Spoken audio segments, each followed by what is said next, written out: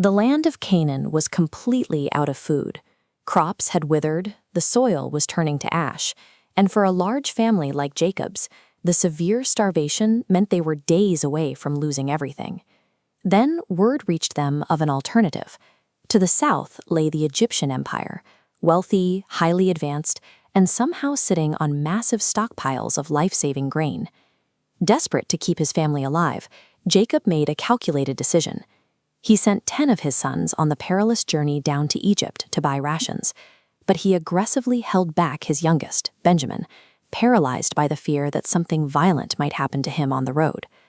When the 10 brothers finally crossed the border, they found themselves completely at the mercy of the Egyptian state. They bowed down, faces to the earth, before the empire's towering governor to beg for the right to buy food. What the brothers didn't know was the identity of the man on the throne. This absolute ruler was Joseph, the very same brother they had viciously betrayed and sold into slavery decades earlier. Without realizing it, these men had marched completely blind into the stronghold of their victim. The man whose life they had ruined now held their physical survival entirely in his hands. The Egyptian court was designed to overwhelm. The heavy stone architecture and deep shadows created a monolithic environment, making it explicitly clear to these starving nomads that they had zero leverage. Joseph recognized his abusers instantly, but instead of revealing himself, he made a tactical choice. He masked his identity, spoke entirely through an interpreter, and adopted the persona of an unpredictable, terrifying tyrant. He immediately put them on the defensive with a lethal accusation. He claimed they weren't refugees at all, but foreign operatives sent to scout the undefended edges of the Egyptian empire. This flowchart illustrates Joseph's trap.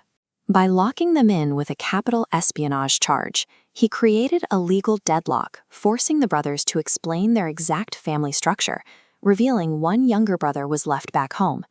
To prove they weren't spies, the flowchart updates to show the only way out. Joseph demanded they bring their youngest brother, Benjamin, straight to Egypt, a condition directly violating their father's strictest command. Because only Joseph knew the truth, a basic grain transaction twisted into a lethal psychological maze. He dictated every single rule, leveraging his absolute state power against their complete ignorance. To let the gravity of the threat settle in, Joseph locked all 10 of them inside a dark Egyptian military ward for 3 straight days. Stripped of their freedom and completely cut off from the outside world, the brothers' psychological defenses began to fracture. The sudden plunge from desperate hope to impending execution forced them to search for a reason why this was happening. In the darkness, they concluded this disaster was a cosmic reckoning. They believed they were now paying a blood debt, a divine, inescapable punishment for ignoring the anguish of their brother Joseph all those years ago. They openly confessed this guilt right in the middle of the royal court. They said to each other, "We are verily guilty concerning our brother," unaware that the governor sitting inches away understood every Hebrew word they spoke. Overcome by the intense emotional weight of hearing their confession, Joseph turned his back to hide his tears. But seconds later, he recovered his harsh facade, stepping back out to ruthlessly bind their brother Simeon as a hostage while the rest watched. By weaponizing the isolation of the cell, Joseph forced his brothers to sit with the weight of their own history until their guilt became more oppressive than the prison itself. The remaining 9 brothers loaded their donkeys with grain and fled for Canaan, stopping only to rest at a dusty roadside inn along the way. But as they opened their sacks to feed the animals, they found a terrifying surprise. Buried inside the grain was the exact silver they had used to buy the rations, their original payment secretly returned to them. Their hearts sank. This silver meant they had seemingly stolen from the absolute ruler of Egypt. The trap had snapped shut, ensuring that if they ever returned or were caught by a patrol, they would be executed as thieves. When they finally limped back to Canaan, they unloaded the devastating news onto their father. They explained that Simeon was rotting in a foreign cell, and the only ransom the governor would accept was the boy Benjamin.